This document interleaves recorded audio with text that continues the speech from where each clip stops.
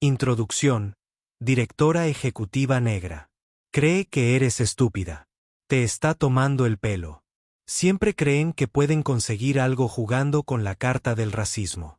Esas fueron las palabras exactas que me espetó, lo suficientemente fuerte como para que todo el restaurante las oyera, pero lo suficientemente bajo como para que la gerencia fingiera no hacerlo. Me quedé allí de pie con una bandeja de plata y la boca llena de fuego, con el corazón latiéndome como si acabara de correr una maratón descalza. Me llamo Amara Collins. Tengo 24 años, soy negra y mujer. Soy camarera en Libú, uno de los restaurantes con azotea más caros de Chicago, el tipo de lugar donde el champán cuesta más que el alquiler y las sillas son más cómodas que el diván de un terapeuta promedio. La gente me ve y cree que ya conoce la historia. Pero esta no es la típica historia negra. Esta es la noche en que todo cambió. La noche en que advertí al multimillonario equivocado sobre la mujer equivocada. Y a la mañana siguiente, me desperté con una tarjeta negra en la puerta. Sí, ese tipo de tarjeta negra. Pero retrocedamos un segundo. Verán, no pretendía ser una especie de denunciante ni de sinceridad. Solo intentaba pasar otro turno sin que me acosaran, humillaran o me confundieran con la chica del guardarropa. Entonces vi el mensaje. Cree que eres estúpido. Te está tomando el pelo. Te enviaré capturas de pantalla si quieres pruebas. No quería verlo. No quería, pero una vez que lo hice, no pude dejar de verlo. Así que le dije al multimillonario CEO que su novia perfecta era una mentirosa. Y entonces lo perdí todo. Pero lo que no sabía, lo que nadie sabía, es que hablar abiertamente abriría un mundo secreto que ni siquiera sabía que existía. Esto no se trata solo de amor, traición o incluso venganza. Se trata de poder, verdad y el precio de la integridad cuando eres la última persona que esperan que te defienda. Si alguna vez te han subestimado, estereotipado o silenciado, quédate conmigo porque esta historia, la mía, podría parecerte la tuya. Déjame mostrarte lo que pasó después. Me llamo Amara Collins, y si le preguntas a cualquiera que haya trabajado doble turno mientras estudiaba para los exámenes, te dirá que la vida no tiene piedad. Nací en el sur de Chicago, crecí en un apartamento de una habitación que temblaba cada vez que pasaba el tren L. Mi madre trabajaba de noche en una residencia de ancianos y aún así encontraba tiempo para trenzarme el pelo antes de ir a la escuela. Solía decirme, tu mente es tu boleto, cariño, pero más vale que aprendas a caminar en medio de la tormenta antes de viajar en primera clase. Llevé esas palabras conmigo todos los días en las aulas universitarias, donde era la única chica negra en la sala, y en las cocinas de los restaurantes, donde todos asumían que era la criada, incluso cuando no estaba de turno. A los 24 años, hacía malabarismos con libros de texto y bandejas. Una vez soñé con ser psicóloga clínica, pero tras perder mi beca tras el fallecimiento de mi madre, la realidad me golpeó con fuerza. Ahora, tomaba clases nocturnas en un colegio comunitario local mientras atendía mesas en Leú, uno de los restaurantes con azotea más exclusivos de la ciudad, situado 42 pisos sobre la avenida Michigan. Leú era todo lo que yo no era. Impecable, pretencioso y de una elegancia desmesurada. El tipo de lugar donde los camareros vestían uniformes negros de seda y hablaban en voz baja. Donde los clientes pagaban $200 por un filete curado en seco y dejaban la mitad intacta. Mantenía mi cabello natural, mi postura perfecta y los ojos abiertos. Porque mientras la mayoría del personal estaba ocupado sobreviviendo a su turno, yo estudiaba el comportamiento humano en tiempo real. Fue en Leú donde vi por primera vez a Lennox Carver. No era un tipo rico cualquiera. Tenía presencia, sereno, mesurado. Había una quietud en él, como un hombre que no necesitaba alzar la voz para hacerse oír. Los rumores entre el personal decían que tenía una fortuna de más de $9,000 millones, era el director ejecutivo de Titan XT Tech, había construido un imperio desde cero, había dado discursos sobre innovación e igualdad, pero nunca aparecía en Instagram. Y luego estaba Meline Vaz. Entró como si fuera la dueña del cielo. Rubia, mandíbula afilada, ojos que no parpadeaban a menos que estuviera ensayado. El tipo de mujer que nunca tocaba la cesta del pan, pero aún así pedía agua con limón y 2 cubitos de hielo. Se sentaron en la mesa 12 esa noche, perfectos, poderosos, serenos. Pero bajo toda esa elegancia, algo no cuadraba. ¿Y yo? Estaba a punto de descubrir lo peligrosa que puede ser la verdad, sobre todo cuando viene de alguien a quien no están acostumbrados a escuchar. Todo empezó con la pantalla de un teléfono que se iluminó en el momento menos oportuno. Meline estaba a media frase, tomando un martini y hablando de una gala en Nueva York cuando su teléfono vibró. Lo miró rápidamente y luego lo inclinó ligeramente, suponiendo que nadie se daría cuenta. Pero yo sí. Siempre me doy cuenta. Eso es lo que pasa cuando pasas años leyendo el estado de ánimo de la gente antes de que hablen. Por tu seguridad, por tu supervivencia. El mensaje brilló solo un segundo, pero ese segundo lo cambió todo. Transferencia confirmada. Sigue sin sospechar nada. Bali la semana que viene. Me quedé paralizada, de pie justo detrás de ella con una bandeja de aperitivos. Se me encogió el corazón. No podía. No vi quién envió el mensaje, pero no me hacía falta. La insinuación era clara y contundente. No era un mensaje casual sobre unas vacaciones. Parecía un atraco, una trampa, como si se estuviera preparando para desaparecer con dinero que no le pertenecía. No sabía qué hacer. No era asunto mío. Solo era la camarera, invisible, reemplazable, pero no podía dejar de verlo. Volví a la cocina e intenté quitármelo de encima. Me temblaban las manos. Sentía una opresión en el pecho. Seguía oyendo la voz de mi madre en mi cabeza la noche en que descubrió que papá le había vaciado la cuenta bancaria y se había ido sin decir palabra. Lloró durante horas. Solo tenía 12 años, pero nunca olvidé ese sonido. Conocía ese tipo de traición. Y sabía que Lennox no se lo merecía. ¿Pero quién era yo para decir algo? Una camarera negra interrumpiendo la cena de un multimillonario para decirle que su novia podría estar robándole. Parecía un titular a punto de ser objeto de burla. Aún así, no podía ignorarlo. Así que tomé una decisión. Cuando Meline se levantó para atender una llamada afuera, caminé lentamente hacia la mesa, con las manos temblorosas pero firmes. Lennox estaba revisando su teléfono, tan tranquilo como siempre. Me incliné lo justo para hablar sin llamar la atención. Señor, susurré. Sé que esto puede parecer una locura y que podrían despedirme por decirlo, pero creo que tu novia te está tendiendo una trampa. Vi un mensaje sobre una transferencia en Bali. Si me equivoco, lo siento, pero si tengo razón, ten cuidado. No dijo ni una palabra. Ni siquiera me miró. Me di la vuelta y me alejé, preparándome ya para lo peor. No tenía ni idea de que esa advertencia cambiaría mi vida por completo. En cuanto me alejé de la mesa 12, supe que había cruzado una línea que no podía desviar. Durante el resto del turno, me moví como si caminara sobre vidrios rotos. Cada vez que el gerente pasaba, me preparaba. Cada mirada de otro camarero me parecía una advertencia. No dejaba de repasar mentalmente lo que le dije a Lennox, intentando escucharlo desde su perspectiva. Quizás di la impresión de ser poco profesional. Quizás soné celoso.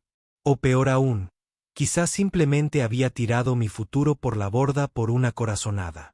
Pero la verdad es que lo habría vuelto a hacer. Meline volvió a la mesa 10 minutos después, riendo con el móvil. Miró a Lennox, le lanzó un beso y luego le susurró algo al oído. Él asintió, pero su rostro no cambió. Ni un ápice. Simplemente bebió un sorbo de vino y mantuvo esa misma calma indescifrable. Era como intentar leer un libro cerrado. Pensé, quizás, solo quizás. Me oyó. Quizás no lo arriesgué todo por nada. Esa esperanza no duró mucho. Justo cuando estaba marcando mi salida, mi gerente, Richard, me llevó aparte cerca del guardarropa. Amara, dijo con los brazos cruzados y un tono gélido. Hemos recibido una queja de un cliente de la mesa 12. Se comportó de forma inapropiada, poco profesional, fuera de lugar. Intenté explicarle, intenté contarle lo que vi, pero me interrumpió antes de que pudiera terminar la primera frase.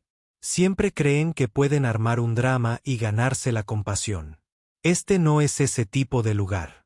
Tenemos estándares. Esas palabras quedaron flotando en el aire como humo. Las había oído antes. Vestidas con diferentes atuendos, susurradas en salas de juntas, entretejidas en correos electrónicos de rechazo.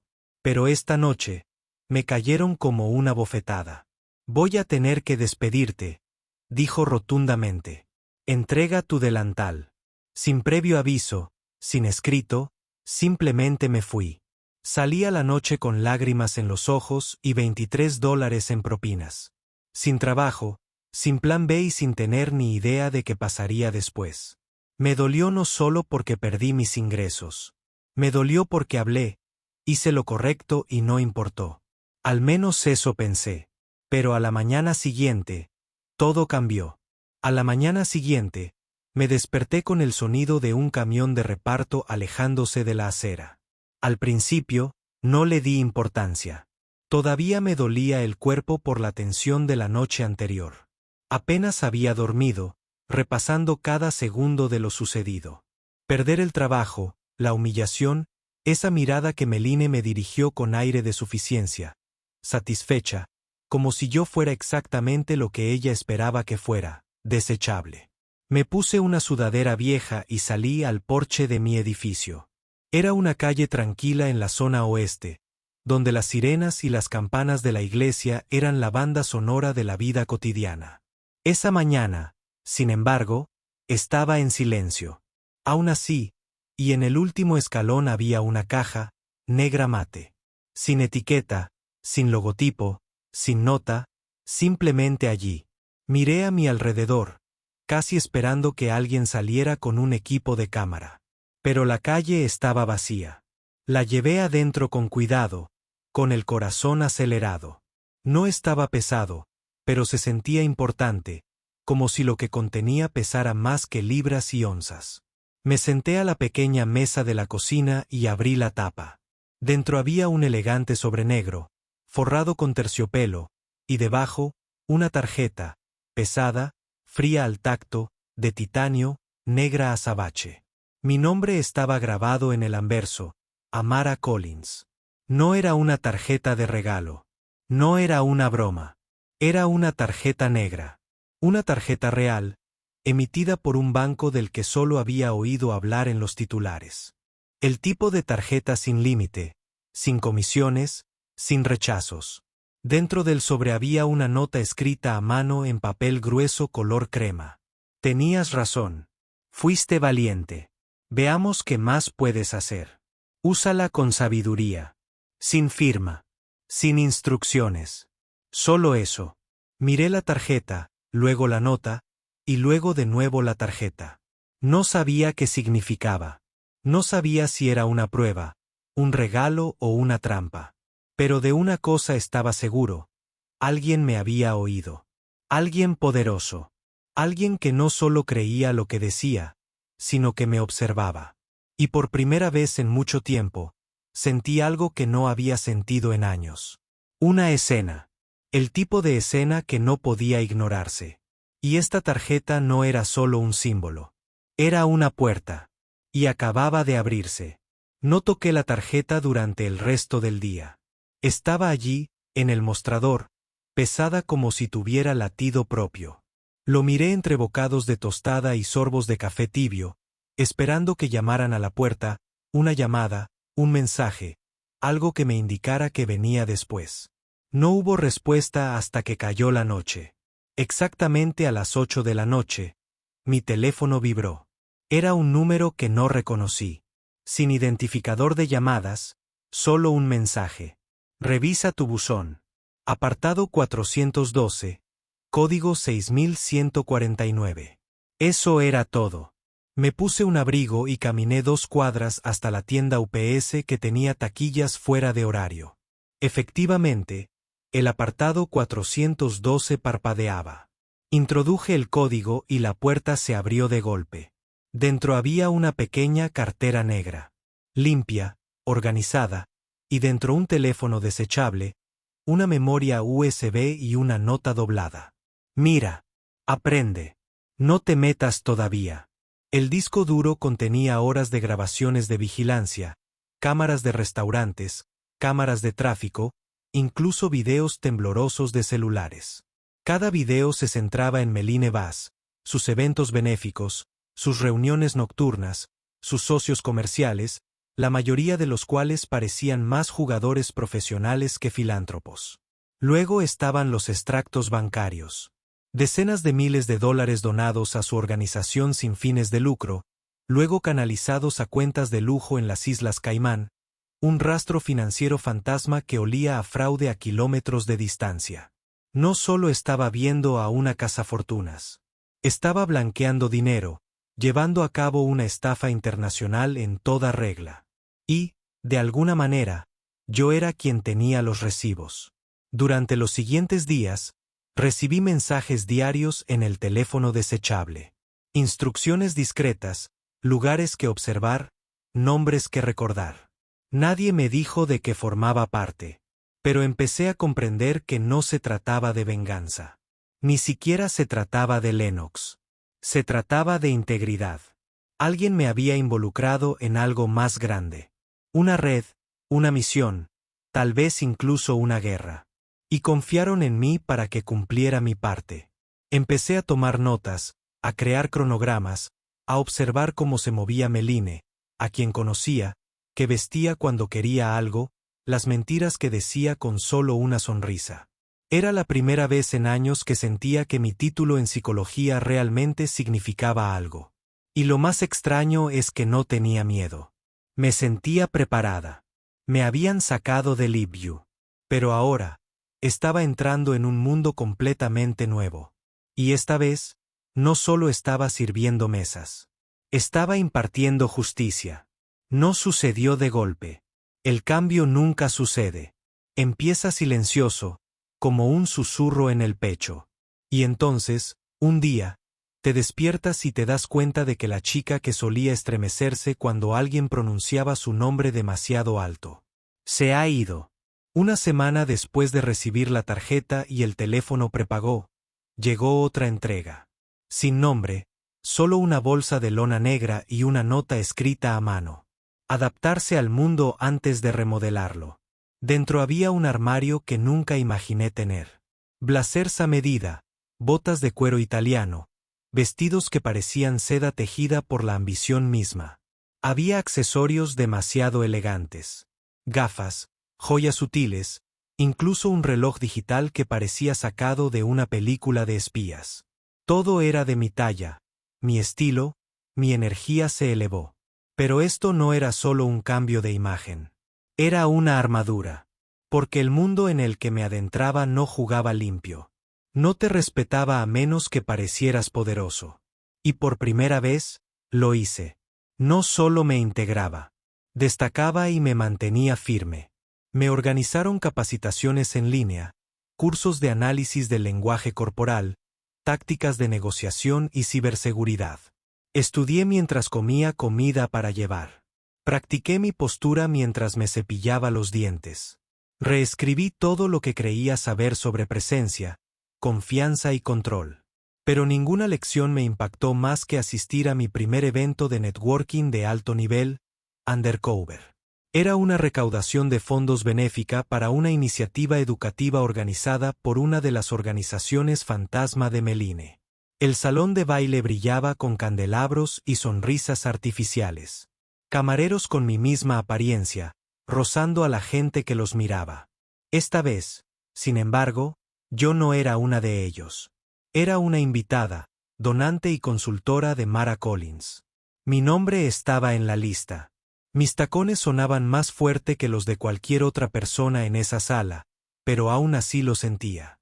Las escaleras, las microagresiones envueltas en cumplidos. ¡Guau! ¡Qué bien hablas! No esperaba a alguien como tú entre tanta gente. Sonrío. Asintió. Que me subestimaran, porque ese era el punto. Cada mirada de reojo era combustible. Cada risa falsa era una prueba.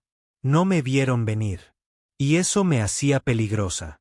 No se trataba solo de aparentar. Se trataba de asumir un papel que el mundo nunca quiso darme y aceptarlo de todos modos. La camarera se había ido. Ahora yo era la tormenta que llamaba a sus puertas. La noche de la gala era más fría de lo esperado. El centro de Chicago brillaba como una bola de nieve. Todo pulido, brillante y un poco demasiado perfecto. El evento se celebró en el Adler Pavilion, un lugar privado con vistas al lago Michigan, donde las paredes de cristal hacían que el horizonte pareciera parte de la decoración. Dentro, el dinero flotaba en el aire como perfume. Los pendientes de diamantes reflejaban la luz. Los smokines ceñían las espaldas de hombres con demasiados secretos. Los camareros llevaban bandejas de ostras y macarrones con polvo de oro. Cada detalle gritaba riqueza. Pero yo no estaba allí para impresionarme. Estaba allí para acabar con una mentira. La gala era una fachada, una supuesta recaudación de fondos para la educación global, organizada por una de las organizaciones sin fines de lucro de Meline Vaz. La tapadera perfecta para blanquear 7 cifras de dinero sucio mientras acumulaba influencia para su filantropía. Pero esta vez, no se salía con la suya. Llevaba un vestido azul marino intenso, de líneas limpias, con un poder discreto. Mis rizos estaban recogidos en un elegante moño, y un collar sencillo brillaba en mi clavícula. Parecía que pertenecía a ese lugar. Es más, parecía que era la dueña del lugar. Lennox Carver ya estaba allí, tranquilo, calculador, de pie cerca de la barra con un vaso de whisky y un rostro tallado en piedra. No habíamos hablado desde la noche en que le advertí. Ni una palabra, pero la forma en que me saludó con la cabeza desde el otro lado del salón me dijo todo lo que necesitaba saber. Estaba listo. Meline subió al escenario justo antes de que sirvieran el postre, vestida con un vestido plateado que brillaba como el hielo. Sonrió con esa sonrisa lista para la cámara y habló con la naturalidad de quien ya creía haber ganado. Nos enorgullece anunciar una donación de $1 millón esta noche, dijo con voz suave como el cristal para financiar programas de alfabetización para comunidades marginadas de todo el mundo. Siguieron un aplauso cortés. Luego silencio, porque Lennox dio un paso al frente. No alzó la voz. No hacía falta. Antes de celebrar, dijo. Deberíamos preguntar de dónde sale exactamente ese $1 millón. Se giró hacia la pantalla detrás del escenario. Con un solo clic, el proyector se iluminó, revelando registros de transferencias, cuentas en el extranjero y fotos, todo relacionado con Meline.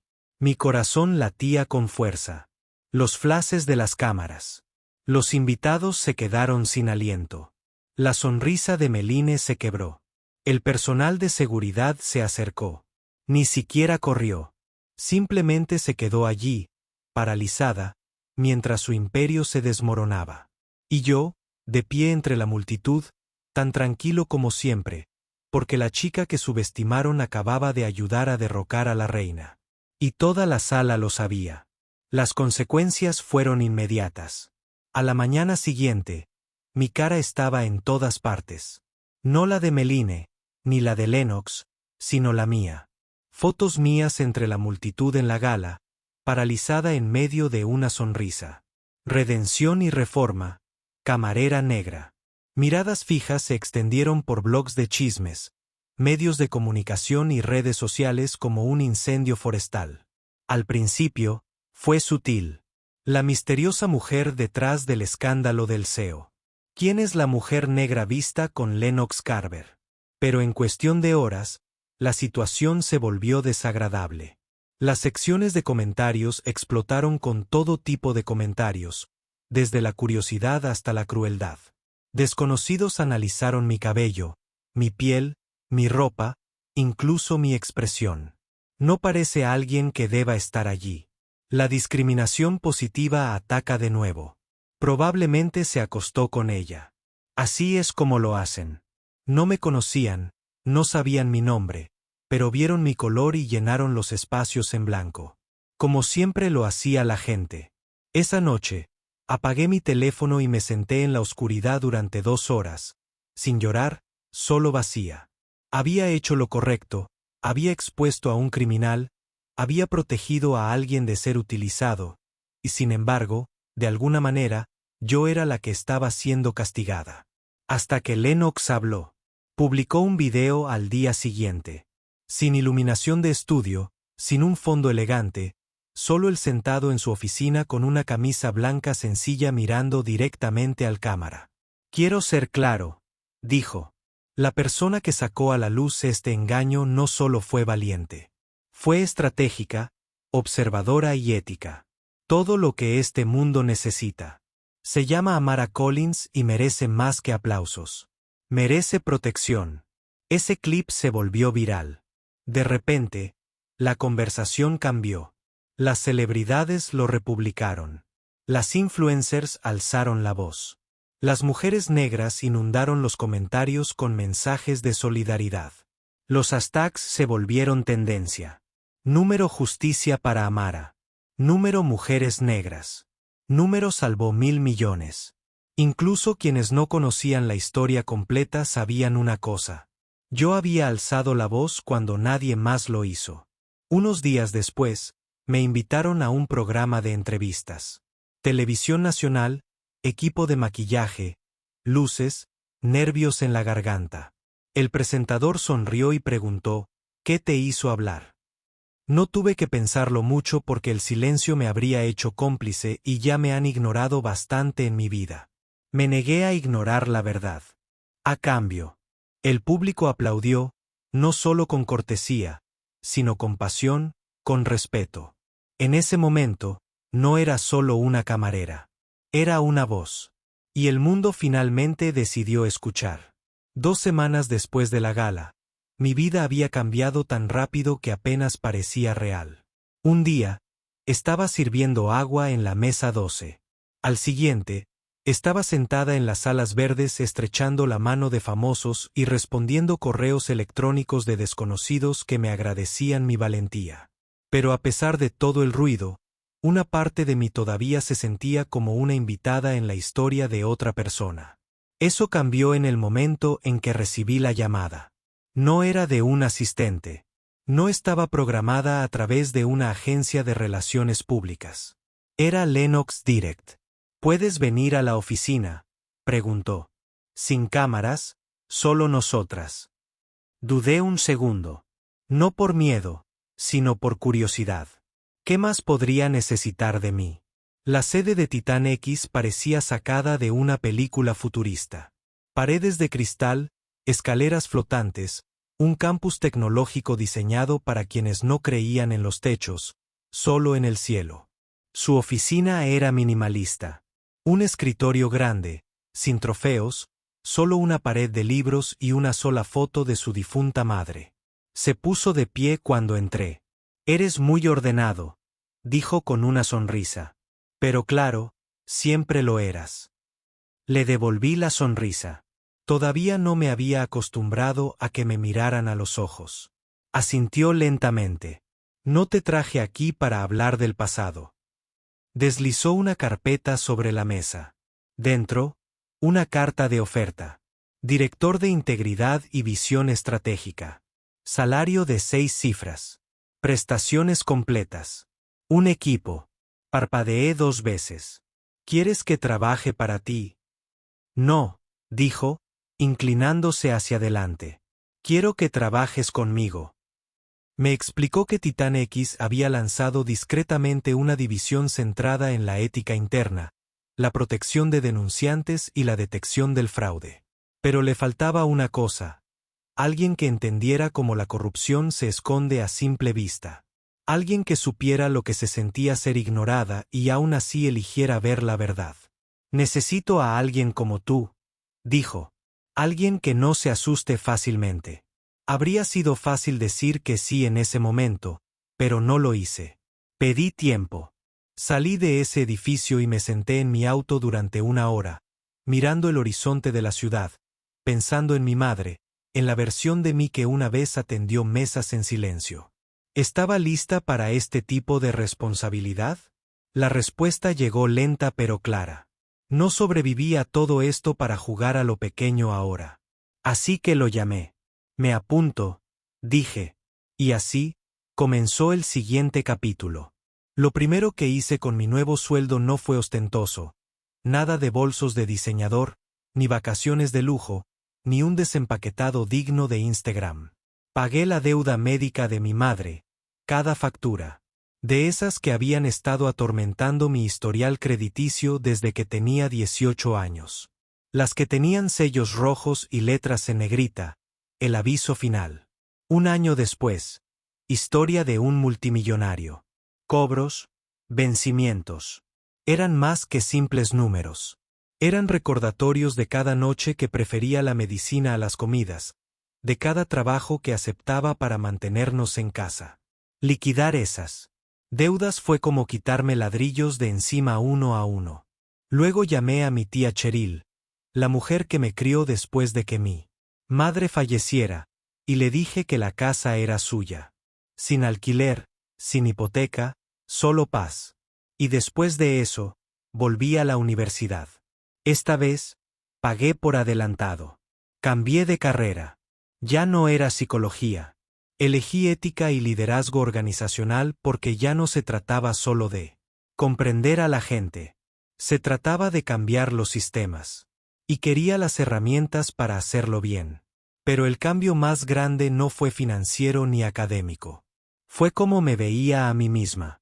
Solía entrar a las salas intentando no ocupar espacio. Ahora entraba sabiendo que pertenecía. En Titán X, no era solo un título en una puerta. Era una fuerza.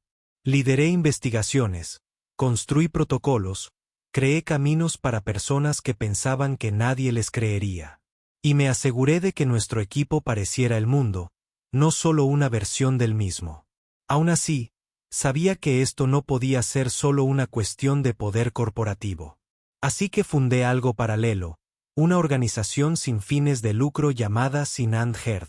Ofrecía mentoría y recursos a mujeres negras que se iniciaban en la tecnología y las finanzas.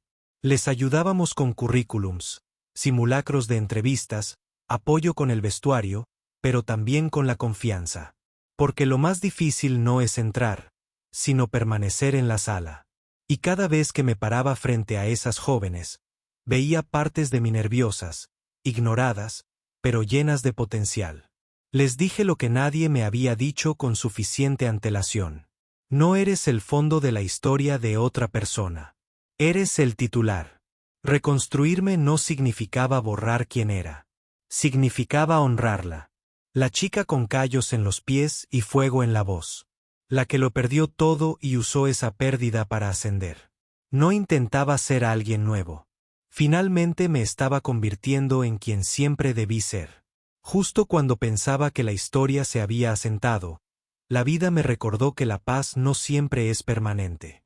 Comenzó con un nombre enterrado en una auditoría financiera que estaba revisando para una investigación de rutina.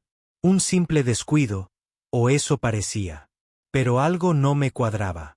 Cierto. La firma en una cuenta de una empresa fantasma vinculada a un contrato de consultoría. Me sonaba demasiado familiar. Hice zoom. Mismo estilo, mismas iniciales. LC Lennox Carver. Al principio, me dije que tenía que ser una coincidencia. Tal vez alguien falsificó su nombre. Tal vez era una LC completamente diferente. Pero cuanto más investigaba, más difícil era negarlo. Transferencias bancarias rastreadas hasta proyectos que nadie en la empresa podía explicar. Contratos firmados durante los fines de semana, archivados a través de entidades offshore. Silencioso, sutil, pero intencional. No gritaba robo. Susurraba encubrimiento. No dormí esa noche, no por miedo a lo que había encontrado, sino porque no sabía qué hacer con ello. Este era el hombre que cambió mi vida, que creyó en mí cuando nadie más lo hizo, que me dio poder, una plataforma y un propósito. Pero, ¿y si solo era parte de la actuación? ¿Y si yo fuera la imagen de la integridad mientras él movía los hilos en la oscuridad?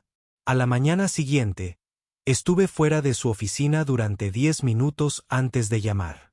Me miró con la calma de siempre. Algo en mente. Sostuve la carpeta en la mano como si pesara 450 kilos. Encontré algo, dije. Y necesito preguntarte. ¿Es lo que creo que es? No pestañeó. No lo negó. Simplemente dijo, algunas verdades no son blanco o negro, Amara. Son grises.